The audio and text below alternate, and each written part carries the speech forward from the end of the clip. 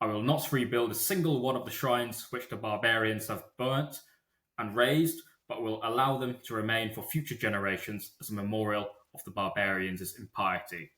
Most of these conditions end up getting broken as Greek history goes on, and the ancient historian That's very shocking. Theopompus, yeah, the ancient historian Theopompus actually thinks that this oath never happened. That's a fake oath, and it does bear quite a lot of similarity to an oath sworn by Athenian sort of military recruits in the fourth century.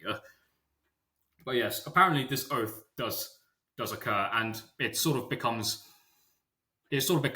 an explanation of why the Athenians take so long in rebuilding the Acropolis, because it's only until Pericles that you have this sort of big Periclean building project that makes the Acropolis the familiar sight we see today. And so the Greeks are encamped on the Kithyron on the high ground facing opposite the Persians. The Persians are behind the river Asopus, and and there is an interesting oracle, another oracle associated with this battle, that whoever crosses the river Asopus will lose the battle. Now, I do have to say, I as the audience will probably tell, I don't take much faith in oracles, but yeah, I'd assume that the army who crosses the river would have a bit of a disadvantage as compared to the army currently holding their position on the river. I'm sure most River total war crossings are players, not yeah, easy things. They take hours, and that is exactly why no one wants to do it easily. But at this point, the Greeks do tend to come under attack now, yeah. right? This is the Now, cavalry attack yeah, because crossing river is a lot easier when you're on horseback because you can just ride through the river at a fording point, which is what the Persian commander Mastius manages to accomplish. He attempts to launch a surprise attack on the Greeks, specifically picking out the Megarians, who are holding a slightly weaker position on flatter ground. And the Persian cavalry almost managed to overwhelm the Megarians and until the Athenians come to the rescue. I would just also add he was pretty strategic in the way he was employing his cavalry. No mass charges, but wave after wave of hit and run attacks. And the Greeks don't have many missile troops. They have some, but not many. And as you rightly said, the Megarians, who are kind of at this moment, you could say they were sort of in the center of the line. Greg, I think you could just go back to the previous map because this is not yet the map that we need.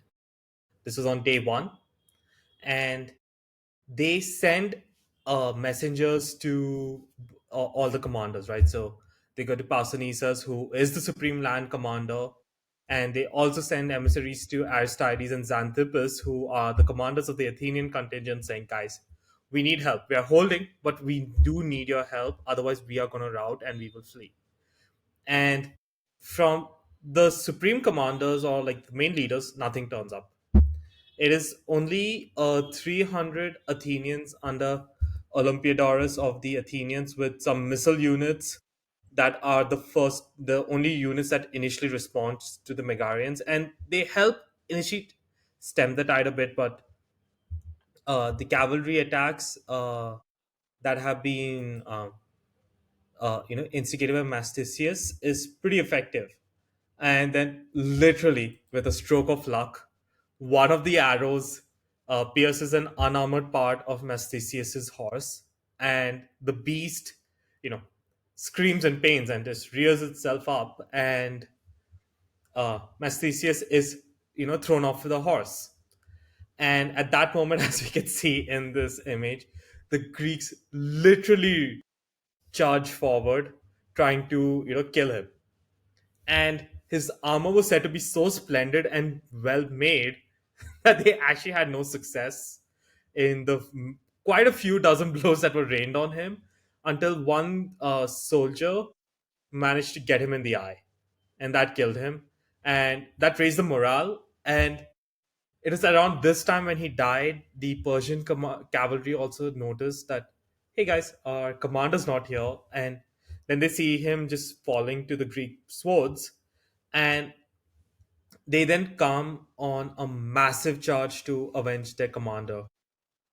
And it is at this moment that the Athenians had started to send in more soldiers in force, and they managed to hold up the tide.